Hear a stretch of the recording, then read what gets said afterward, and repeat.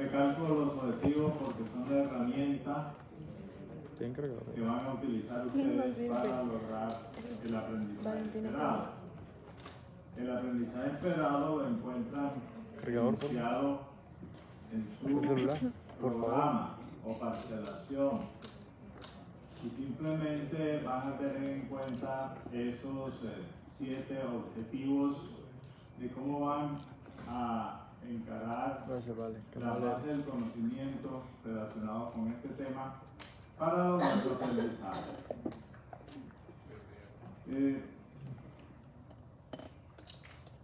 En el tema de la fecundación, pues, como observan ustedes en esta diapositiva, básicamente deben aprender que hay 8 eventos estrechamente relacionados entre sí. 4 de ellos por fuera de la membrana del ovocito y 4 dentro del ovocito. Los primeros 4 suceden por fuera, son los que están enunciados en esta diapositiva. Tienen que ver con los cambios que suceden fundamentalmente en el espermatozoide para lograr establecer el contacto inicial adecuado con la membrana del ovocito. Recuerden que es un ovocito maduro que ha completado la expulsión del primer cuerpo polar, pero no ha completado la segunda porque todavía no ha completado la meiosis. Entonces, por esa razón, no ha completado su división. Entonces, hay unos eventos intracelulares que se desencadenan cuando ingresa el material nuclear cromosómico del espermatozoide, los 4 eventos que están relacionados. Como ustedes pueden cotejar en la diapositiva, esos eventos son representativos. Cualquiera de ellos puede tener dificultades para llevarse a cabo, porque son cambios celulares, de acuerdo a la dinámica de los procesos de interacción que se están llevando tanto por parte del espermatozoide como por parte del ovocito. Y así podemos ir mencionando todos y cada uno de ellos, paso por paso, reconociendo cuáles son primero los constituyentes morfológicos del espermatozoide. Yo no voy a insistir sobre eso porque se han trajinado durante mucho tiempo y en este curso también seguramente les han dicho y ya se los han recordado cuáles son los componentes morfológicos que caracterizan un espermatozoide maduro. ¿Sí? En la primera fase juega un papel muy importante, en las 4 primeros eventos juega un papel muy importante la presencia del acrosoma, ¿sí? Porque es el elemento fundamental de depósito de las enzimas que van a producir los cambios en las estructuras que están rodeando a los ovocitos. Recuerden que el ovocito maduro está rodeado de células folliculares que le dan una compactación única, protegiéndolo del medio ambiente, una vez que es expulsado del ovario o de los ovarios. Entonces, los fenómenos que ocurren es precisamente a través de los cambios que van sucediendo en el espermatozoide tan pronto entre en contacto con la corona radiada del ovocito, paso a paso, para unas transformaciones finales que podemos ver en cada una de las fases cuáles son los cambios más representativos. En este caso tenemos el cambio más representativo de la fase 2 y de la fase 3, en la cual hay un incremento en los niveles de calcio. Paren ahora el calcio, porque el calcio es fundamental tanto en este proceso inicial como en el proceso final. Es decir, en los 4 iniciales externos y en los 4 finales internos. Los 4 procesos que se llevan por fuera y los 4 procesos que se llevan por dentro de la célula durante la fecundación. Para facilitar que el espermatozoide entre en contacto con la membrana del ovocito. Igualmente hay unos cambios moleculares que se dan en la estructura ovocitaria. Recuerden que el ovocito tiene su propia membrana y está rodeado a su vez por la zona pelúcida. Y en la zona pelúcida hay constituyéndola una serie de proteínas muy importantes que son las proteínas de zona, un grupo de 4 proteínas, ZP1 hasta ZP3, perdón, hasta la ZP4. Y una de esas 3 representa un elemento fundamental porque es la que interactúa molecularmente con moléculas que hacen parte de la membrana externa del espermatozoide para poder ingresar la zona pelúcida, que está protegiendo completamente al ovocito. A continuación de la zona encontramos nosotros un espacio perivitelino y finalmente la membrana propiamente dicha del ovocito. Entonces hay una conservación desde el momento en el cual el ovocito es expulsado. Lo único que cambia es la corona radiada por la acción lítica de las enzimas producidas en la fase 4 final, que disgrega completamente a las uniones intercelulares de la corona radiada y logra penetrar para entrar en contacto la cabeza del espermatozoide con la membrana del ovocito. Y empiezan los cuatro pasos finales. Todo ese proceso, independientemente de cada uno de ellos y cuáles son los elementos fundamentales, recuerden el calcio, muy importante allí. Los elementos fundamentales, esos fenómenos se conocen como la reacción acrosómica, porque la maquinaria enzimática proporcionada es por parte del acrosoma. Esa reacción acrosómica lo que lleva a una disgregación de la membrana del acrosoma propiamente dicho del espermatozoide. Cambios fundamentales, funcionales y morfológicos. Es decir, que ante la necesidad de llevar a cabo un proceso funcional, esas membranas del espermatozoide sufren cambios morfológicos. Y el primer cambio morfológico que sucede es la reacción acrosómica para liberar las enzimas correspondientes. Ahí tienen ustedes representadas todos estos procesos, ¿verdad? Lo que vemos desde aquí hasta acá, los pasos a paso de la reacción acrosómica. Y acá, ¿qué es lo que está sucediendo? Observen ustedes en la diapositiva, miren. ¿Qué vemos acá? El acrosoma representado por su propia membrana, la membrana acrosómica. Y se continúa uniéndose con la parte externa de la membrana del espermatozoide propiamente dicha. Entonces, podemos decir que el acrosoma presenta una membrana externa y una membrana interna, la cual se une con la membrana propia del espermatozoide. Cuando interactúa con la corona radiada, esta porción del espermatozoide se inicia por acción lítica la descomposición molecular de esa membrana externa del acrosoma y por lo tanto separándose de la porción externa de la membrana propia del espermatozoide. Pero la membrana interna o la porción interna de la membrana del espermatozoide no sufre ningún cambio, se mantiene completamente normal. Esa es la razón por la cual todos estos eventos que suceden acá se denominan reacción acrosómica para liberar las enzimas que van a propiciar el paso de la corona radiada y entrar en contacto por exposición de las moléculas respectivas de reconocimiento a la membrana del ovocito. Entonces, de esa manera vamos a encontrar que finalmente la cabeza del espermatozoide mantiene completamente normal su propia membrana. Ese es un cambio muy fundamental. Y acá lo que tenemos es precisamente mencionando cada uno de los eventos con qué tipo de moléculas se está relacionando e interactuando tanto de una parte como de otra. Eso es importante para entender por qué razón hay algunos procesos de fecundación que fracasan en ciclos naturales. Los pacientes llegan consultando porque no son capaces de tener hijos. No tienen hijos. Y tienen actividad sexual normal. Entonces, acuden a la ayuda por reproducción asistida, empezando por el ginecólogo, el urólogo, etc. Y lo primero que se hace es un estudio del componente del semen.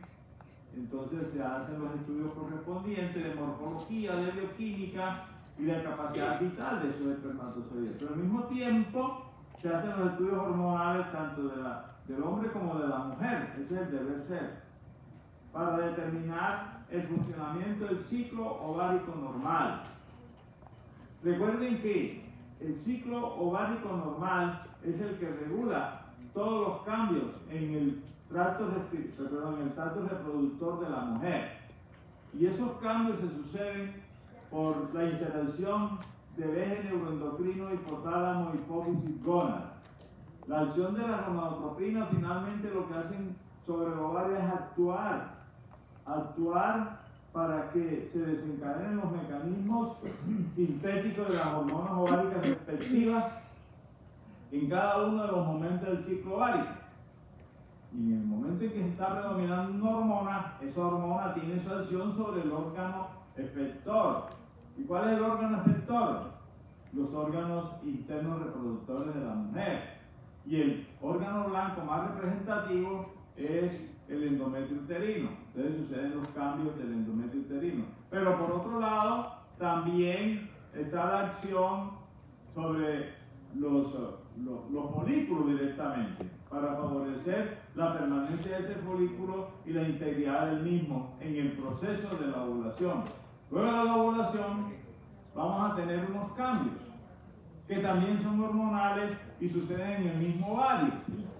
¿Para qué? Para garantizar que haya un tiempo adecuado suficiente a los cambios necesarios que le permita a ese ovocito que ha sido fecundado desarrollarse para implantarse. Entonces, por esa razón, todo esto está gobernado por el ciclo ovárico. Pero una de las condiciones que hay que evaluar en la paciente es precisamente su eje neuroendocrino, o sea, el eje reproductor que ya ustedes conocen bien. Bueno, en el varón se hace lo mismo, porque si hay alguna deficiencia detectada en la morfología o en la capacidad vital de los espermatozoides, hay un recuento espermático bajo, o un recuento espermático con demasiadas anormalidades morfológicas o funcionales, etcétera, porque todo eso se mide, entonces se analiza también el eje reproductor del varón para determinar cuáles son las condiciones reales de esa pareja. Y una vez determinado esto, pues se involucra a un ciclo reproductor asistido. Porque está fallando el ciclo reproductor, ahí es cuando usted como médico le va a decir a los pacientes que su ciclo reproductor natural está fallando por tal o tal condición que no se está presentando normalmente. Y es decisión de los pacientes determinar si cursan o no a usar un ciclo reproductor asistido. Esa es la dinámica que se hace, pero para lograr esa dinámica ustedes deben conocer qué es lo que está sucediendo. Pues lo que está sucediendo son cambios morfológicos a consecuencia de los cambios funcionales que tienen estas células, porque son células. Incluyendo la maquinaria mediante la cual se completan las divisiones correspondientes para dar origen finalmente a la célula reproductora única que va a interactuar. Bueno. Eso es lo que sucede externamente. ¿Y qué sucede internamente? Pues una vez que el espermatozoide ha logrado penetrar, también se desencadena una serie de fenómenos intracelulares que están numerados en la primera diapositiva. Los últimos 4 fenómenos son intracelulares. Empezando primero con los cambios desencadenados por la presencia del calcio. Fíjense que el calcio es fundamental afuera y adentro. La presencia del calcio desencadena los cambios de los gránulos en la región cortical. De esa manera hace que haya un cambio también en la dinámica molecular de la célula de la membrana del ovocito propiamente dicho, endureciendo, así entre comillas, endureciendo bioquímicamente a esa membrana para que no exista la posibilidad de que penetre más espermatozoides. Eso evita la polispermia normalmente.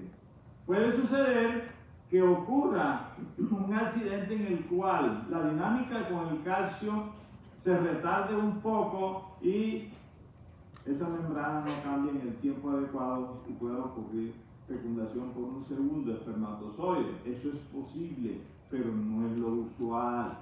Entonces, esas son las valoraciones que hay que hacer clínicamente, concomitantemente con el laboratorio y con la bioquímica del espermatozoide y la bioquímica del ovocito para ver qué es lo que está pasando.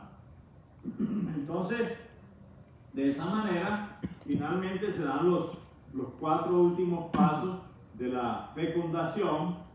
Miren ustedes, ahí se está recalcando lo del calcio para determinar lo fundamental en la diferenciación de esos cambios intracelulares con la liberación del segundo cuerpo polar. Recuerden que el segundo cuerpo polar se expulsa cuando la célula es fecundada, cuando el ovocito es fecundado.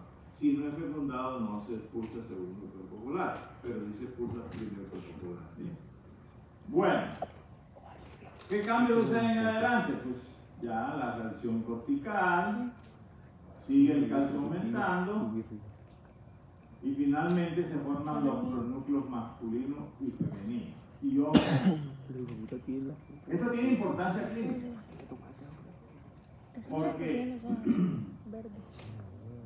en un ciclo de reproducción asistida, la presencia de los pronúcleos no debe pasar desapercibida.